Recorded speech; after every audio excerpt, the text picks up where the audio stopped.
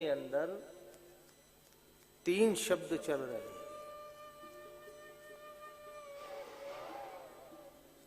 सबके अंदर जितने बैठे ना, सबकी आत्मा तीन नाम जप रही है।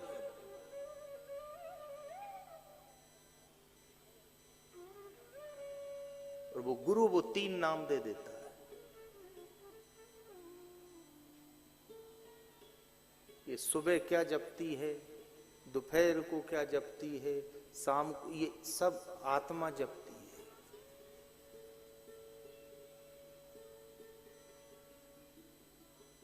जैसे सबके अलग अलग नाम है, तो क्या आत्मा का नाम नहीं होगा? बोलो, सबके अलग अलग नाम है कि नहीं है? तो फिर आत्मा का गुरु वो ही पकड़ाता है। ये कृष्ण बलराम दोनों भाई कंस को समाप्त किया, माता पिता के बंधन खोले, नाना उग्रसेन के बंधन खोले, कंस की अंत्येष्टि कराई और दोनों भाइयों ने अपने नाना को राजपाट सौंप के और नाना से कहा, हम किसी सदगुरु की तलाश में जा रहे हैं।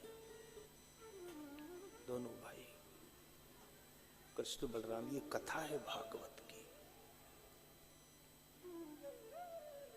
दोनों भाई मथुरापुरी से चले और चलते चलते वो कहाँ आए? अवंतिकापुरी उज्जैन में। ये कथा है, आप जानते हो।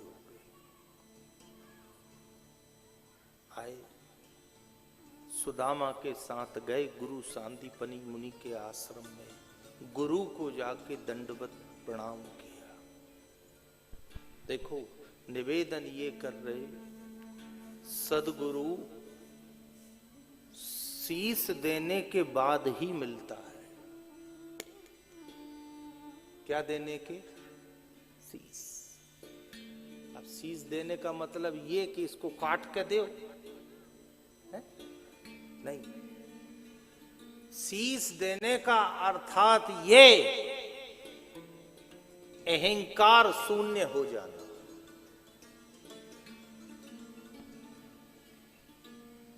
जब लग फांसी मजहब की तब लग होत न ज्ञान, तब लग होत न ज्ञान निरंजन को नहीं पावे, और फांसी छूटे मजहब की तो निरंजन मां ही समावे।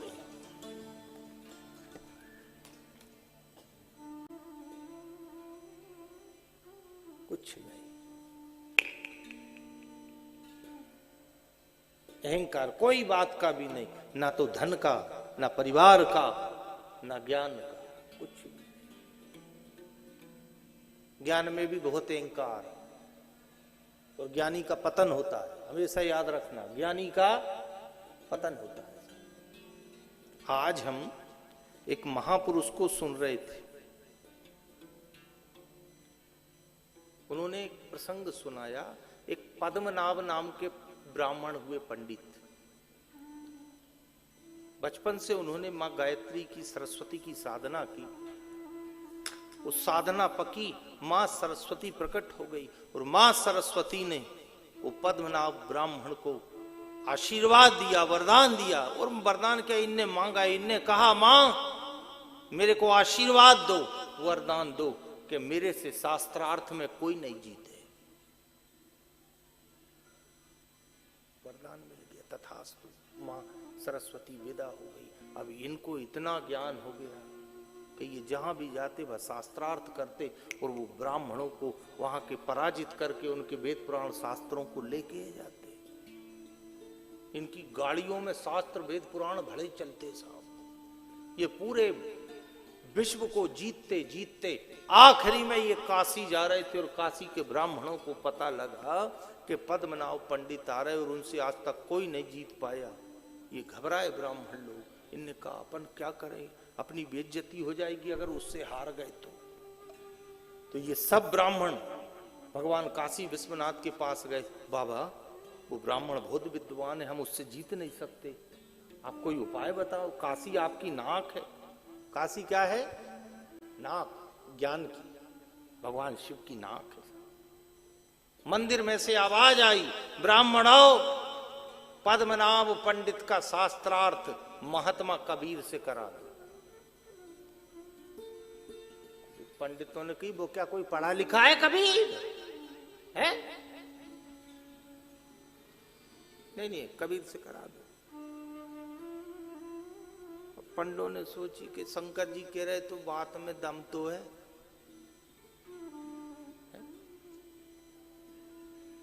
सारे पंडित गए, कबीर साहब बैठे थे। कबीर दास से कही, कबीर साहब, एक पद्मनाभ नाम का ब्राह्मण है, पंडित बहुत विद्वान है, उससे शास्त्रार्थ करना है। कबीर ने कही, हम क्या शास्त्रार्थ करें, हम पढ़े ना लिखे, क्या शास्त्रार्थ करें?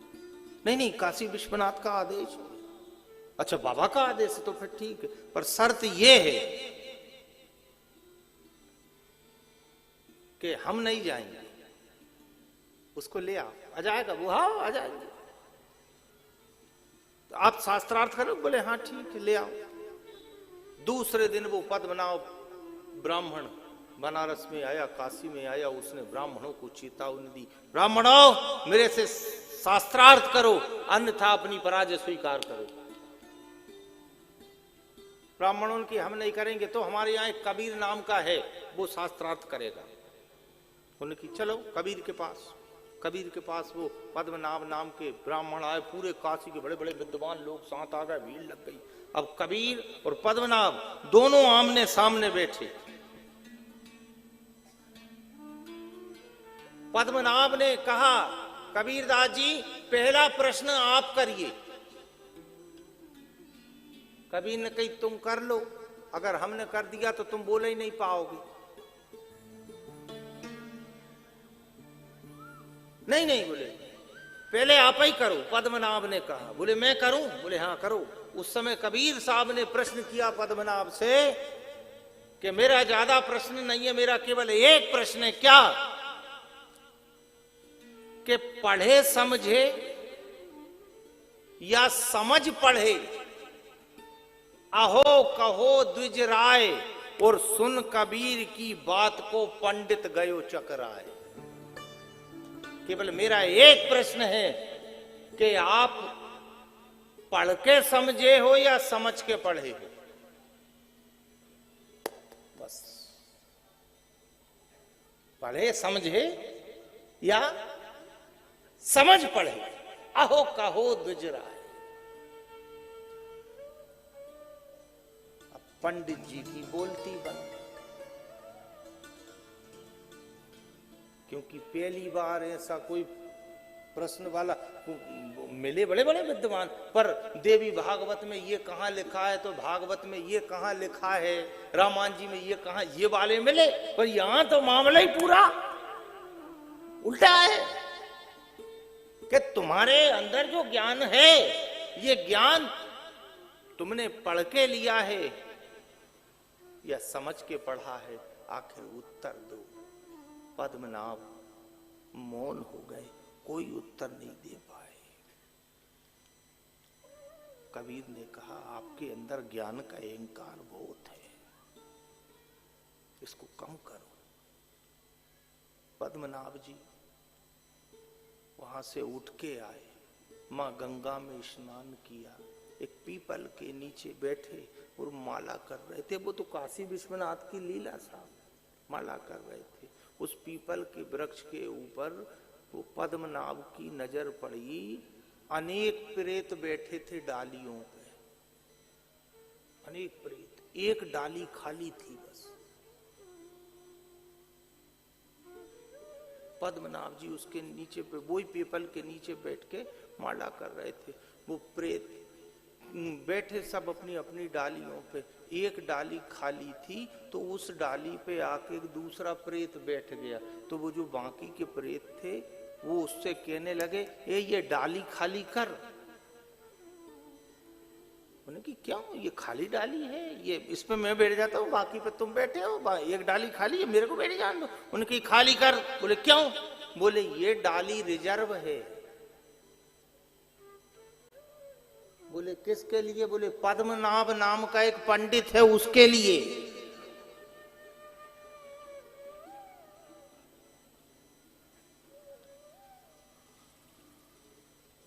पद्मनाभ जी माला फेर रहे थे, माला हाथ से नीचे गिर गई। मैं भूत बनूंगा कैसे? वो प्रेत आपस में बात कर रहे। पद्मनाभ को ज्ञान का बहुत ज्यादा अहंकार है और इसी अहंकार के कारण उसका पतन होगा और मरने के बाद वो प्रेत बनेगा।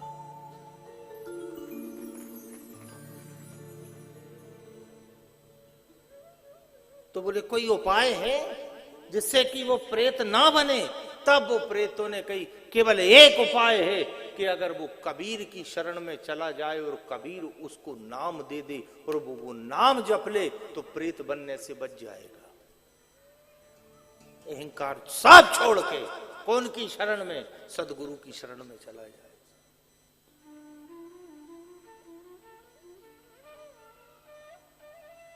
इसलिए निवेदन कर रहे जिनको ज्ञान है थोड़ा मुकाम पे रहो, नहीं तो एक आध डाली अपनी भी रिजर्व ही होएगी।